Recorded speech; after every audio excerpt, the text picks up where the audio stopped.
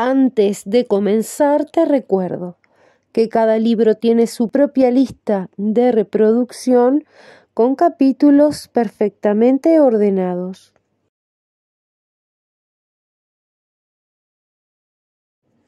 Heidi, Johanna Spiri. Capítulo 9.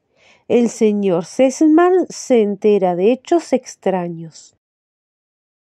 El señor Sesselmann había regresado por fin. Por supuesto, reinaba gran revuelo en la casa, y Sebastián y Tinette hicieron innumerables viajes al piso alto, llevando las innumerables valijas y bultos que el dueño de casa trajo consigo, pues el amo gustaba coleccionar cosas raras y hermosas, y no perdía oportunidad de aumentar sus colecciones en cada viaje que hacía. Su primer pensamiento fue para Clara, y padre e hija se abrazaron con ternura, ya que los unía un afecto profundo. Heidi se había refugiado en un rincón, pero después de unos momentos el señor Sesselmann se volvió hacia ella con la mano extendida y le dijo: «De modo que tú eres la pequeña Suiza. Ven y dame la mano, niña. Cuéntame, ¿cómo se llevan ustedes dos? ¿No discuten ni pelean?» «No, Clara es muy buena conmigo». «Y Heidi nunca discute», apoyó Clara. «Bien, me alegro mucho». El señor Sesselmann las contemplaba, al parecer muy satisfecho. «Ahora deben dejarme ir a comer algo. No he probado bocado en todo el día». Y se marchó en dirección al comedor donde Sebastián había preparado la mesa.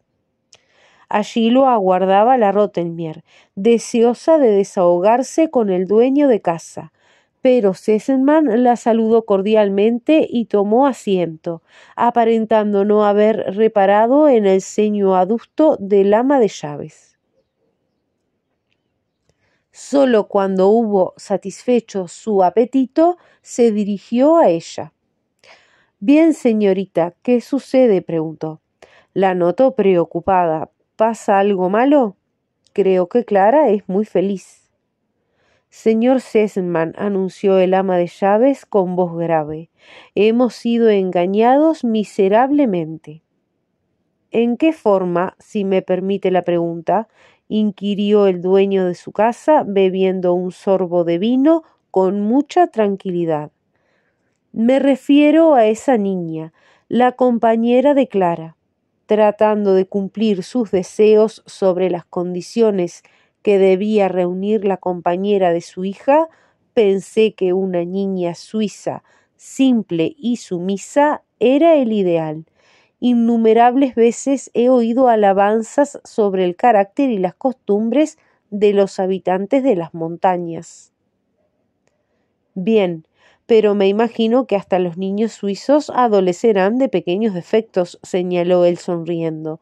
«De lo contrario tendrían un par de alas en la espalda». «Señor Sesselmann, espero que me entienda», insistió la dama ofendida por el comentario. «Pensé que una niña criada en ese ambiente traería algo... Pero, señorita, jamás exigí que encontrara un ángel para compañera de mi hija». «Este asunto no admite bromas, señor», dijo el ama de llaves con su dignidad habitual. «Me han engañado miserablemente».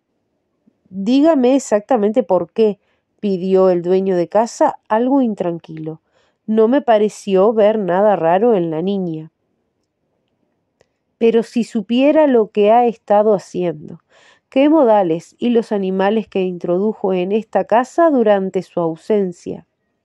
«Animales, por Dios, ¿qué quiere decir?» «El maestro podrá corroborar mis palabras», prosiguió el ama de llaves, demasiado nerviosa para contestar la pregunta en forma directa. «Todo lo que he podido sacar en limpio es que la niña no se halla en sus cabales». «No se halla en sus cabales». A esta altura de la conversación, ya el dueño de casa estaba muy intranquilo, Pero antes de que pudiera proseguir interrogando a la Rottelmeier, se oyó un discreto golpe en la puerta y el maestro entró en el comedor. «Ah, aquí está el hombre que necesitábamos», exclamó Sesemann, poniéndose de pie para darle la bienvenida. Tome asiento, tome asiento. Señorita, el maestro va a tomar una taza de café conmigo. Y ahora, señor, le pido que me dé su opinión sincera sobre esa niña que hemos traído para compañía de mi hija Clara. ¿Qué es todo esto que me han informado sobre los animales que introdujeron en la casa y respecto de que no se halla en sus cabales? Antes de contestar, el maestro, muy cumplido, expresó su satisfacción por el regreso del dueño de casa, agregando varias preguntas sobre la salud, el viaje y demás, hasta que Sesemann lo interrumpió para hablar del tema que le interesaba. Con una expresión de profunda gravedad, el maestro dijo lo siguiente: «Si debo expresar mi opinión personal sobre el carácter y las condiciones de la niña, quiero ponerle en conocimiento, ante todo, de que, a causa, por una parte, de alguna imperfección en su desenvolvimiento mental, que bien pudo producirse por haber sido criada con descuido, o mejor aún por haberse demorado demasiado tiempo su instrucción, y por otra a la soledad de la vida en las montañas, digo que...» «Mi querido señor», interrumpió Sesemann, «se toma usted demasiadas molestias. Todo lo que quiero saber es si la niña lo ha perturbado con esos animales que introdujo en la casa, y también qué piensa usted de ella como compañera de mi hija». El maestro hizo una profunda inspiración y se lanzó a otra de sus largas explicaciones perfectamente incomprensibles, de la cual Sesemann no pudo extraer la mínima información.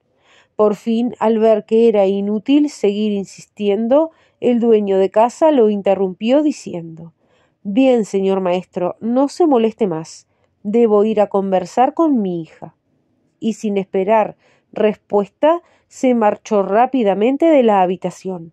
Encontró a las dos niñas en la biblioteca y, sentándose junto a Clara, dijo a Heidi: «Pequeña, ¿quieres traerme un...?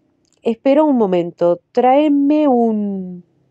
Por unos instantes dudó, ya que no sabía qué excusa inventar para quedarse a solas con su hija y hablar con ella en privado. «Tráeme un vaso de agua». «¿Agua fría?» «Agua fría». Cuando Heidi se marchó, el dueño de casa se volvió hacia su hija y le dijo, tomando una mano de la niña entre las suyas: «Y ahora, pequeña, ¿puedes decirme qué clase de animales introdujo en esta casa tu compañerita? ¿Y por qué la señorita Rottelmeier piensa que no está en sus cabales?» Clara lo enteró de lo sucedido, y cuando Sesemann escuchó el episodio de los gatitos, la tortuga y el organillero, se echó a reír con tanta fuerza que las lágrimas rodaron por sus mejillas. «Bien», dijo, cuando por fin pudo hablar, «¿quieres que la despida? ¿Te has cansado de ella?» «Oh, no, papá», gritó Clara, «no la despidas. Desde su llegada todo ha sido distinto, más divertido. Y cuando me cuenta un montón de cosas interesantes, los días me parecen más cortos».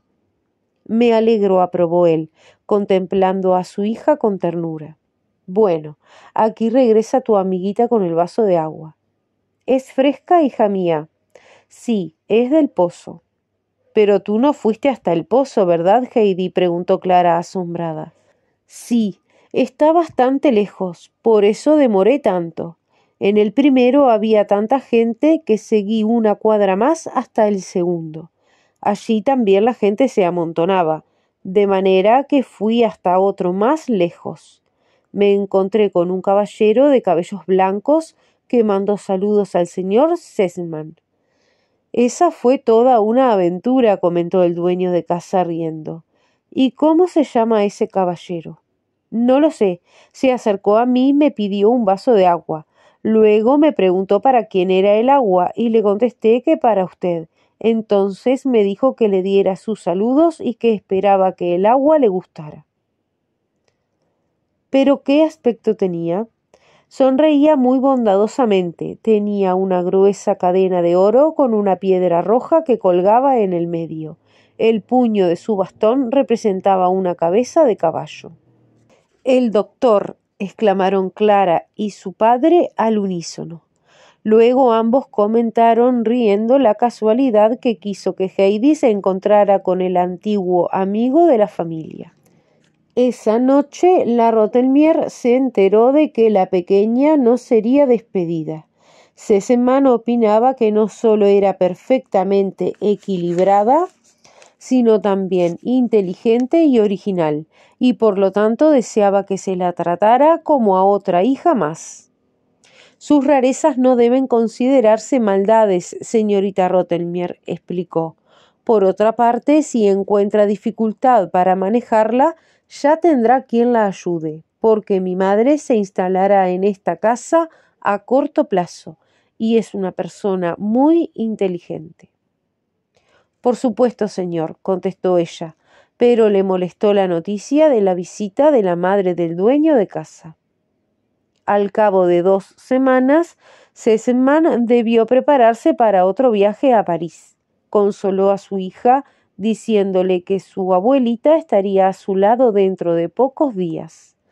Clara se mostró encantada con la noticia y conversó tanto con Heidi sobre la abuelita que la pequeña también comenzó a nombrarla con ese título. Por supuesto, ese trato familiar no fue del agrado del ama de llaves, y por eso, a la hora de retirarse a descansar, habló con Heidi para imponerle una nueva regla de conducta.